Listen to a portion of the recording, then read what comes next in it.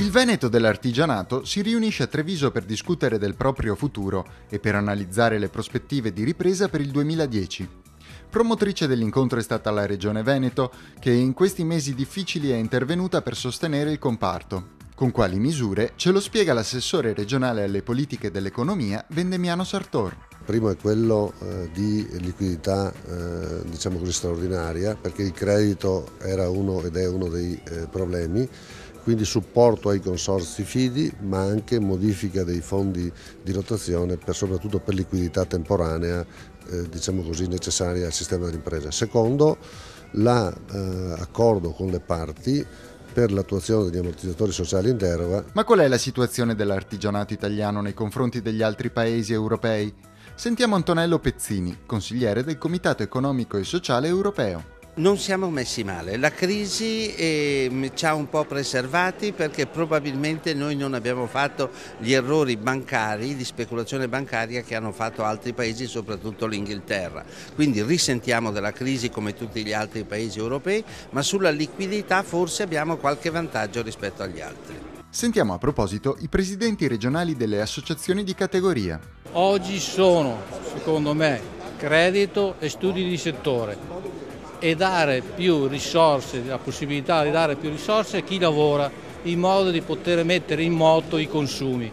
Così come sono le cose, i consumi non partiranno. La gente, vorrei dire, la interpreto, stanca di pensare in maniera negativa, vuole aver fiducia, l'importante è di ritornare a lavorare con fiducia, ovviamente il territorio deve fare rete e sistema. Da soli non possiamo pretendere e nessuno può pretendere che noi siamo in grado di risolvere i problemi. Caratteristica proprio nostra italiana, specialmente nel nord-est, è del mondo artigiano, che è un mondo fatto di piccolissime imprese che però sviluppa tutte assieme un notevole mole di lavoro, e perciò cerchiamo anche di dare una vita nuova, di poter indicare una via nuova anche per le future generazioni. E ora un'ultima riflessione dell'assessore Vendemiano Sartor. Questa crisi non deve farci perdere la caratteristica del nostro territorio veneto, che è sempre stata legata a una forte volontà dell'intrapresa.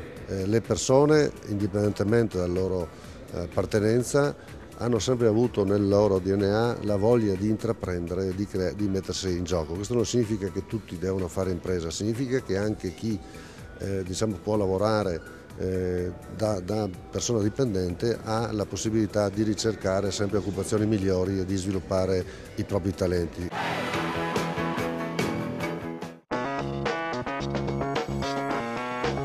Piccoli ma velocissimi e grintosi. Sono questi gli atleti, tutti dai 6 ai 15 anni, che hanno preso parte al campionato provinciale indoor cadetti esordienti a Vedelago. Sentiamo il sindaco Paolo Quaggiotto. Sono momenti aggregativi importantissimi, ma soprattutto sono momenti in cui le istituzioni del territorio fanno sinergia. Bisogna dire che sono stati due momenti importanti, ma dobbiamo soprattutto ringraziare il volontariato e i gruppi sportivi di Vedelago che sono costituiti parte attiva per creare questo momento che ha riunito ragazzi, famiglie, istituzioni e territorio. L'assessore allo sport di Vedelago Fabio Ceccato ci fornisce qualche numero che evidenzia il successo della manifestazione. Sono state per l'atletica Vedelago 2 giornate importanti anche per tutta l'amministrazione, perché sia ieri abbiamo avuto quasi 200 atleti gara per la categoria ragazzi e cadetti e oggi più di 400 atleti gara, quindi numeri importanti. Questo è un plauso a tutta l'atletica Vedelago e a tutto il movimento sportivo che si sta muovendo. Il gruppo Atletica Vedelago, una realtà importante per tutto il territorio comunale, con un vivaio che può contare una cinquantina di atleti in età scolare. Una palestra soprattutto di valori che solo uno sport come l'atletica leggera sa dare. Sentiamo il vicepresidente del gruppo Alessandro Carraro. Il nostro sforzo, diciamo, è quello di proporre e perseguire uno sport che sia adatto a tutte le età, sia dalle scuole elementari alle scuole medie. Appuntamento al prossimo sprint.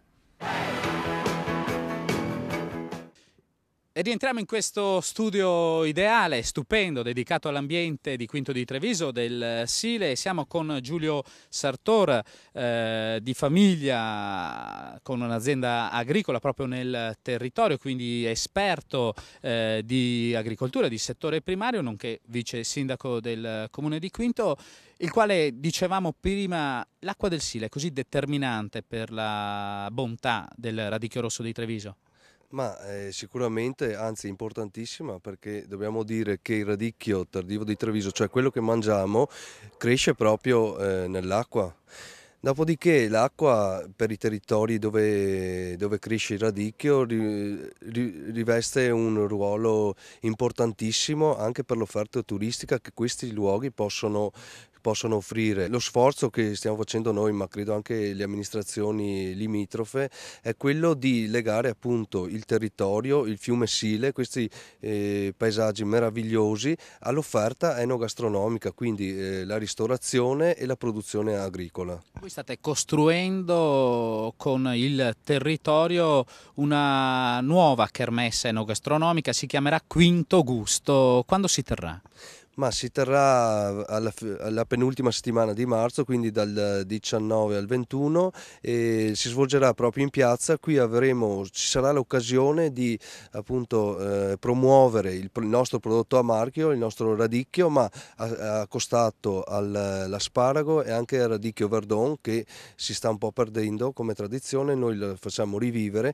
All'interno di questa manifestazione ci sarà di sfondo la collaborazione di tutti i ristoratori, quindi una settimana dedicata di eventi dedicati a tema su questa manifestazione, e dopodiché una divulgazione che andrà avanti anche nei mesi successivi. Il tutto culminerà con un convegno che noi organizzeremo il sabato mattina proprio sul tema Quinto Gusto, che si svolgerà proprio sabato mattina in sala consigliare. Beh, con la collina in bocca aspettiamo Quinto Gusto, quindi 19-20 marzo, in quei giorni lì.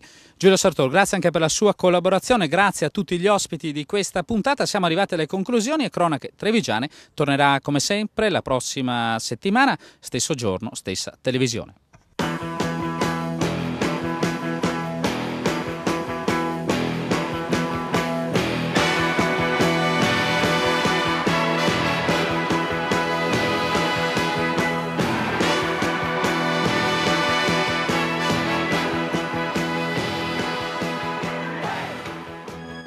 Cronache Trevigiane, un programma in collaborazione con Un'Industria Treviso, Casatella Trevigiana DOP, provincia di Treviso.